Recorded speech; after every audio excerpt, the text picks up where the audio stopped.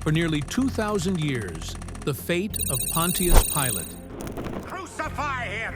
You take him then, and crucify him. the Roman governor infamous for sentencing Jesus to death,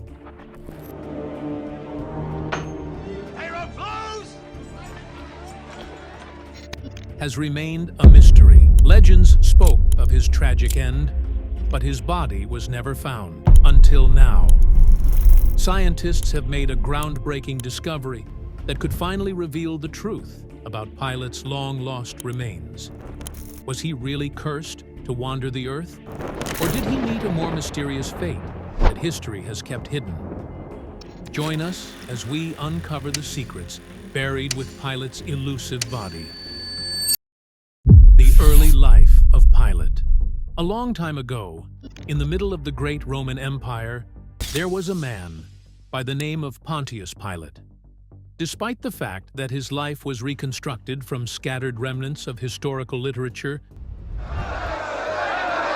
Honorable fathers and senators of Rome, his life is full of choices that shaped history. However, to get to know Pilate, one has to start with the beginning of his life, and, unfortunately, little is known about this. Well, you are Jesus of Nazareth, aren't you? Yes, I am. Well, that's what they're saying. You are the king, the Messiah. It is impossible to know when Pilate was born and how he grew up, as well as even his real first name. Historians have scoured through many manuscripts with the hope of finding more, but his past is still missing. What we do know is his last name, or more accurately, his cognomen, Pilatus. This name, as a clue in the mystery of the past, has given rise to many theories. Some think that it is derived from the Latin word pilum, meaning javelin, and many are convinced that either Pilate himself or one of his ancestors was a military man. Perhaps this name was given to Pilate at the time when he served in the Roman army. a tribune of the plebs assaulted on the steps of the Senate House. And he had some courageous or clever act in a military campaign. Some people, on the other hand, interpret Pilatus as the pileus, which is a special cap that was worn by the freedmen, and someone in Pilate's family might have been a freedman. Although there are some blanks in Pilate's youth, it is also evident that he was a man of letters, had some contacts, and was financially secure enough to belong to the Roman political or military elite. Using the background of Pilate, Maximus, Jupiter Optimus Maximus, Gaius of the Julii, called Caesar. Speak then. many historians are of the opinion that before he was made a governor, he was in the Roman army. The gods know my intentions are peaceful. The people must know it also. This would not have been out of the ordinary, as many men of his station had to become officers, commanding legions along the frontier of the empire. Maybe Pilate developed his leadership skills on the field as a military officer who commanded the armies and implemented Roman power in distant regions. It's even speculated that he may have served along the Rhine or Danube, the outer edges of the Roman world, where danger lurked in the form of barbarian tribes.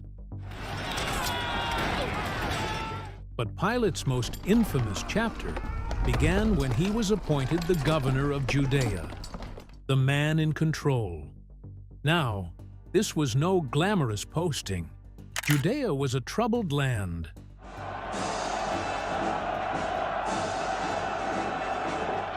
One where religious tensions ran high, and the people were known for their rebellious spirit.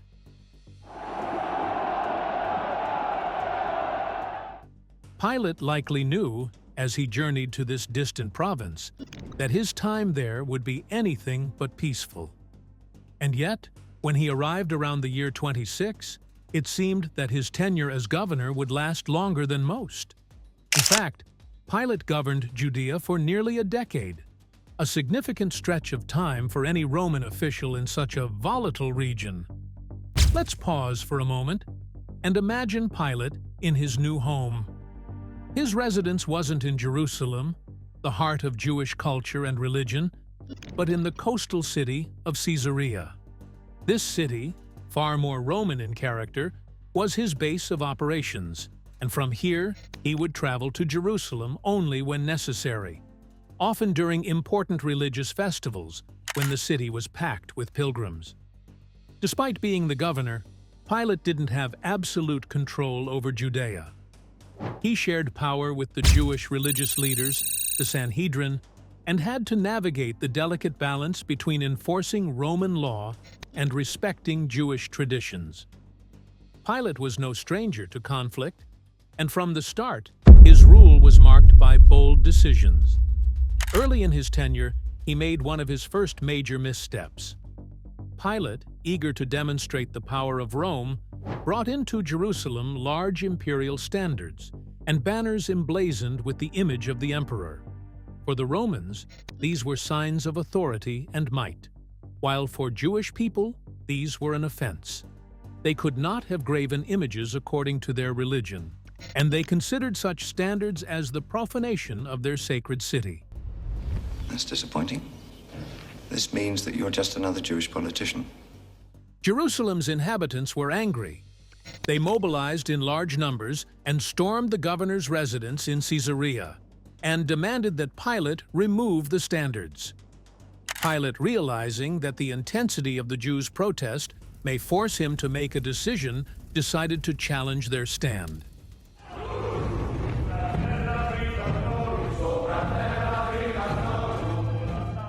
He commanded his soldiers to assemble the protesters in an arena and unsheathe the swords, and he would slash down the people.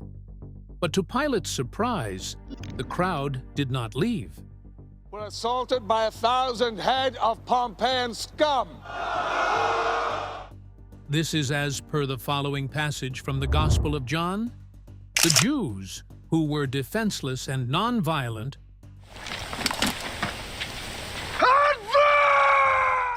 would not be intimidated to give in to Pilate's pressure.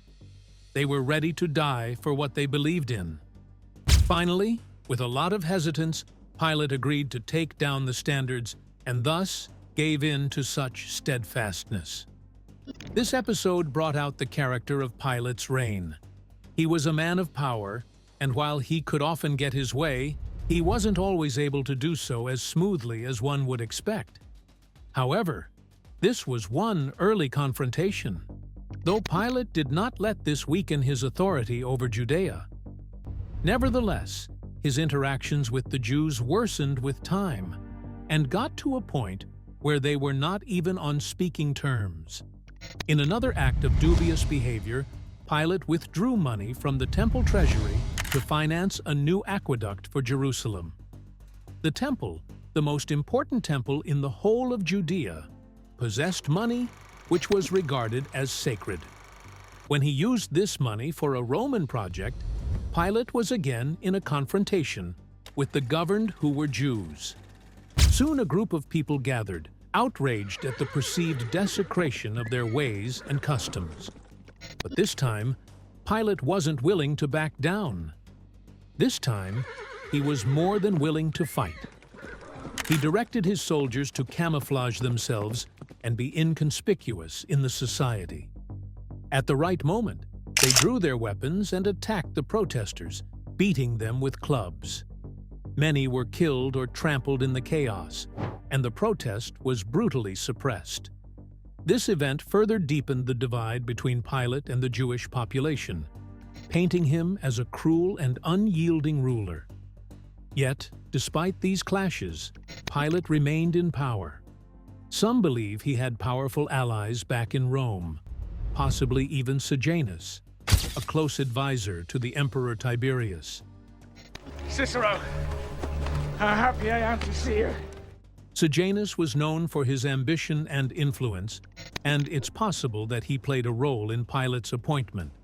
But in 31, Sejanus was executed for treason, and with his fall from grace, Pilate may have lost an important source of protection. It was during this time of uncertainty that Pilate became entangled in the fate of a man who would change the world. Pilate, and Jesus of Nazareth. You take him then and crucify him. The story of Jesus' trial and crucifixion is one of the most famous in history. But the details of Pilate's involvement are complex and have been the subject of debate for centuries. According to the Christian Gospels, Jesus was arrested during the Passover festival. And I'm going to baptize everybody with fire! And brought before Pilate on charges of claiming to be the King of the Jews, a title that threatened Roman rule. Are you the king of the Jews? Do you want me to set free for you, the king of the Jews? Imagine Pilate standing in judgment, caught between the demands of the Jewish leaders and the uneasy political climate of the region. The Gospels paint different pictures of how Pilate handled the situation. Some accounts suggest that Pilate wasn't convinced that Jesus deserved death. In fact, in the Gospel of Matthew, Pilate's wife even sends him a message, warning him not to get involved in the matter because of a disturbing dream she had. Despite these hesitations, Pilate faced immense pressure from the crowd, stirred up by the Jewish authorities. In a dramatic gesture, Pilate offered the people a choice. It was a custom during Passover for the Roman governor to release one prisoner, and Pilate presented them with two options: Jesus of Nazareth, the so-called King of the Jews, or Barabbas, a known criminal. The crowd, perhaps influenced by the leaders, called for Barabbas to be freed, Crucify him! and for Jesus to be crucified. Do you want me to crucify your king? The only king we have is the emperor. Pilate, realizing that a riot might break out if he didn't comply, reluctantly gave in. Kill him. He famously washed his hands in front of the crowd, symbolizing that he didn't want to take responsibility for Jesus' death. As Jesus was led away to be crucified, Pilate's role in the event was sealed in history. But what did he think of his decision?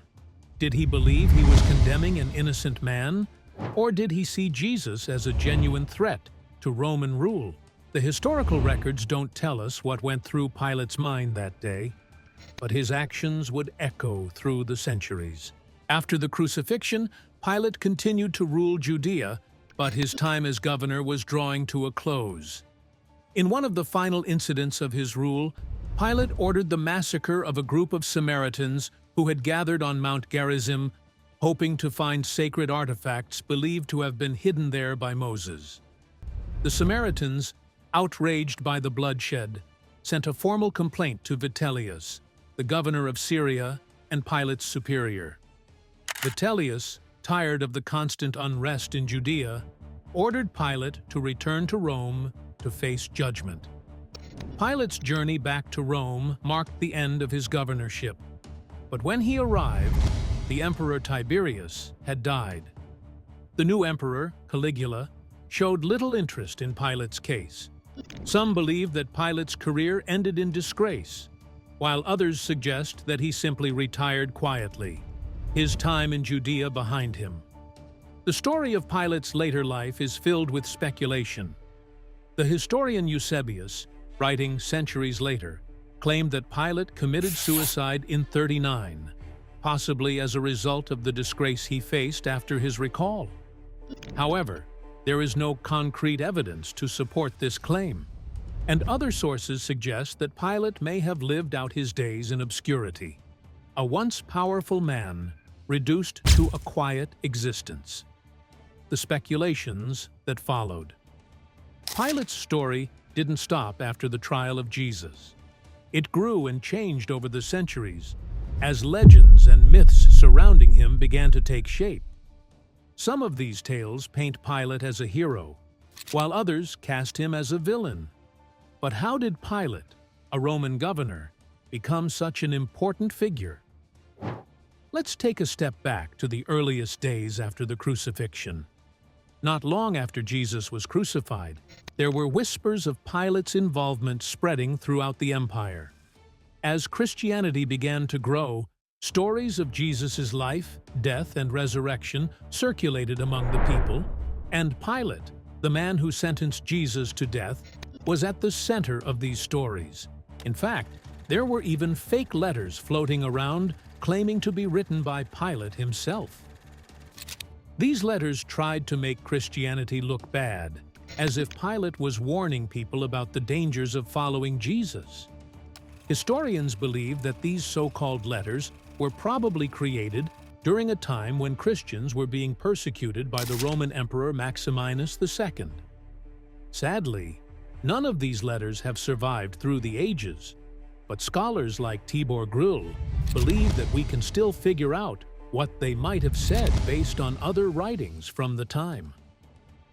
Now let's pause for a moment and think about this. While Pilate was being portrayed in these texts as a villain, not everyone saw him that way.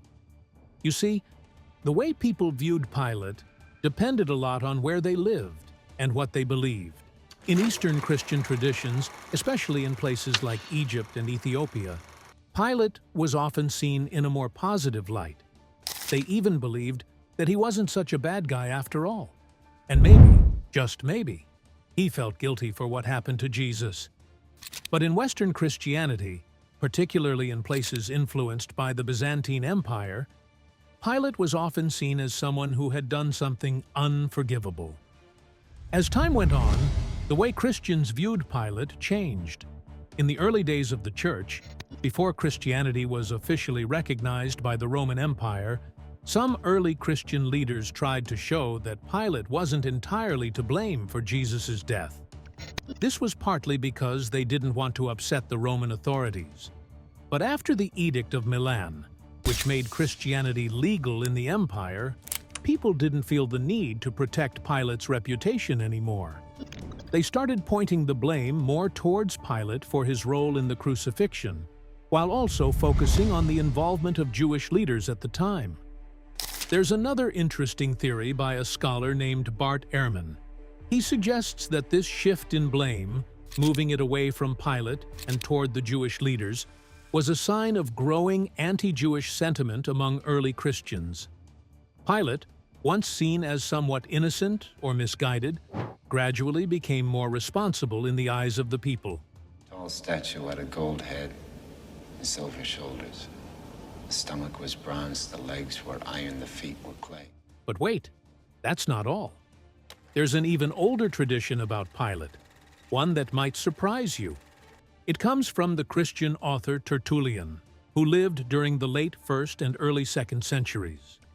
Tertullian claimed that Pilate, after seeing all that had happened, had a change of heart. He even said that Pilate had become a Christian in his conscience. Imagine that. A Roman governor who had ordered the execution of Jesus later becoming a believer in his own way. Around the same time, another Christian writer, Justin Martyr, mentioned records that Pilate supposedly kept about Jesus' trial. Justin believed that Pilate had written these records and sent them to the Roman Emperor Tiberius. Some scholars, like Tibor Grul, think these records might have actually existed. However, others believe that Justin simply assumed Pilate must have kept some sort of official documentation, even though there's no proof that these records ever existed. As we move into the 4th century, something fascinating began to happen. News stories about Pilate began to pop up, and they weren't just casual mentions here and there. These were full-blown apocryphal texts, stories outside of the official Bible, that told elaborate tales of Pilate's involvement in the events surrounding Jesus' death. One of the most famous of these texts is called the Gospel of Peter. In this account, Pilate is entirely exonerated. He's not even the one who crucifies Jesus. Instead, the blame is shifted to another ruler, Herod Antipas.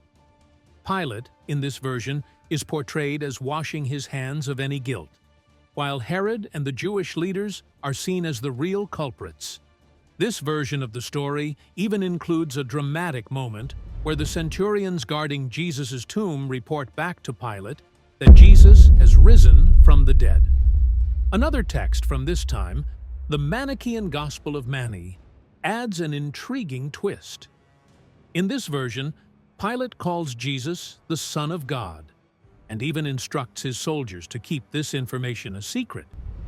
Imagine Pilate, the man responsible for sentencing Jesus, quietly acknowledging that he believed in Jesus' divine nature. And then there's the Gospel of Nicodemus, also known as the Acts of Pilate. This apocryphal gospel gives us yet another perspective on Pilate's role in the crucifixion. In this story, Pilate is portrayed as someone who was forced into executing Jesus by the Jewish leaders. He's shown as being deeply upset over what he had done, almost as if he had no choice but to go along with the demands of the angry crowd. Some versions of this story even claim that Pilate himself wrote down the details of the crucifixion, while others suggest that Nicodemus and Joseph of Arimathea, two figures from the Gospels, gave Pilate reports of what happened. Interestingly, in some Eastern versions of the Gospel of Nicodemus, Pilate is said to have been born in Egypt, which might explain why he was so popular in that part of the world. The story became so well known that it formed the core of what's now called the Pilate cycle, a series of at least 15 ancient and medieval texts that deal with Pilate's life, his involvement with Jesus, and even his death. But what happened to Pilate after the crucifixion? Forgive them, Father. They know not what they do. This is where the stories take wildly different turns. In some versions, Pilate becomes a Christian hero, while in others, he is portrayed as the embodiment of evil. In one version, Pilate converts to Christianity after confessing in front of the emperor that the Jews were to blame for Jesus' death. He prays to God, accepts Christ into his heart, and becomes a Christian martyr. In another tale, the Paradosis Pilati, Pilate is arrested for his part in Jesus' execution, but is forgiven because he has become a Christian. In this version, Pilate is beheaded, and a voice from heaven blesses him, saying that he will be with Jesus at the second coming. In contrast, other stories take a darker path. One particularly grim account describes Pilate's suicide. According to the historian Eusebius, Pilate was so filled with shame after his role in the crucifixion that he eventually took his own life. In some versions of the story, his body was thrown into the river Tiber, but wherever his body ended up, it caused such terrible storms that it had to be moved.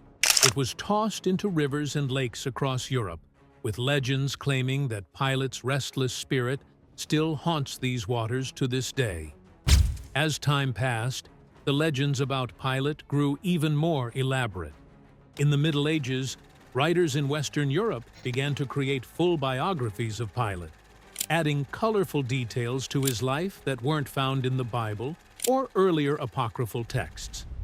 One of these legends claims that Pilate's mother was a miller's daughter named Pila, and that Pilate's father was a king skilled in astrology. After being born, Pilate grew up in his father's court, but after committing several murders, he was sent as a hostage to Rome. There, he continued his violent ways until he eventually made his way to Palestine, where he usurped the power of King Herod.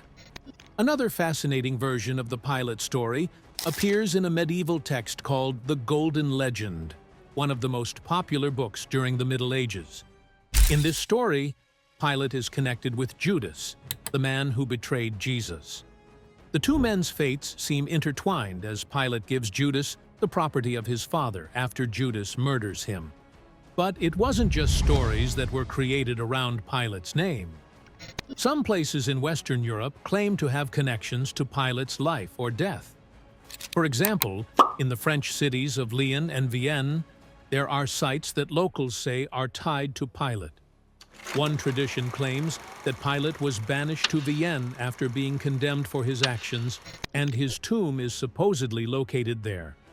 Another legend places Pilate's final days in Switzerland, on a mountain now known as Mount Pilatus. According to this tale, Pilate fled to the mountain and eventually took his own life by drowning in a lake at its summit. Pilate's story doesn't end there. In Eastern Christianity, the legends surrounding him were just as imaginative. One Byzantine legend from the chronicler George Cadrenos tells the bizarre tale of Pilate being sentenced to death by the Emperor Caligula. Pilate was left in the sun, trapped inside the skin of a freshly slaughtered cow, along with a chicken, a snake, and a monkey. Other Eastern legends describe Pilate as a convert to Christianity, who built churches and became a saint before dying peacefully. The legacy of a mysterious historical figure. One of the most memorable moments in Pilate's story, as told in the Gospel of Matthew, is when he famously washed his hands in front of a crowd. As the crowd called for Jesus' death, Pilate wanted to show that he wasn't personally responsible for what was about to happen. He literally washed his hands to symbolize that he was not to blame. This act became so famous that even today, when someone wants to show they don't want to be involved in something, they say, "I wash my hands of it." That phrase, which you might have heard before, actually comes from Pilate's actions that day. Pilate's role in the crucifixion has also led to some of the most famous quotes in history. In the Gospel of John, Pilate asks a series of powerful questions that have been remembered and repeated for centuries. One of the most well-known is when Pilate asks, "What is truth?" And what is the truth? This moment, when Pilate was questioning the nature of truth and justice, has stuck in the minds of people for generations. Other famous lines include, "Behold the man," and "Behold your king," which Pilate said while presenting Jesus to the crowd before the crucifixion. These words, especially in their Latin form, have become iconic. But Pilate's story isn't all about him washing his hands or speaking famous lines. There's a darker side to his tale, too. For a long time, the way the Gospels told the story of Jesus' death shifted some of the responsibility away from Pilate and placed it on the Jewish leaders and the crowd that called for Jesus' crucifixion. Unfortunately, this led to centuries of tension between Christians and Jews. Some people used the story to justify anti-Semitism, blaming the Jewish people for Jesus' death. This harmful belief continued to spread through the Middle Ages and even into the 19th and 20th centuries. Now, let's take a closer look at the sources that talk about Pilate and his actions. Different ancient writers had very different opinions about him. Philo, a Jewish philosopher, wasn't a fan of Pilate and described him as a cruel and harsh ruler. On the other hand, Josephus, a Jewish historian, was more neutral, while the Gospels presented Pilate in a slightly more positive light. Because of these conflicting accounts, historians today have struggled to get a clear picture of what kind of man Pilate truly was. Some scholars believe that Pilate was a bad governor, especially when it came to how he treated the people of Judea. One historian, M.P. Charlesworth, described Pilate as someone who wasn't very good at his job and often made mistakes that caused problems for the local population. He believed that Pilate didn't understand the people he was supposed to rule and made many blunders during his 10 years as governor. However, not everyone agrees with this view. Other scholars, like Paul Meyer, argue that Pilate must have been a fairly competent governor to have lasted as long as he did in such a challenging position. After all, it wasn't easy to keep order in Judea, a region full of political and religious tensions. Another historian, Henry McAdam, even suggested that compared to other governors before the Jewish War, Pilate was actually more capable than most. But maybe Pilate's troubles were more about misunderstandings than outright cruelty. Some scholars think Pilate simply didn't understand Jewish customs and traditions, which led to tension. To the Romans, certain symbols and actions might have seemed harmless, but to the Jewish people, they were deeply offensive. Some historians have also tried to connect Pilate to a powerful Roman official named Sejanus, who hated the Jews and might have influenced Pilate's actions. They believe that Pilate, who was possibly appointed by Sejanus, followed orders that caused harm to the Jewish people. However, after Sejanus was executed, Pilate became more cautious, which could explain why he seemed hesitant during Jesus' trial.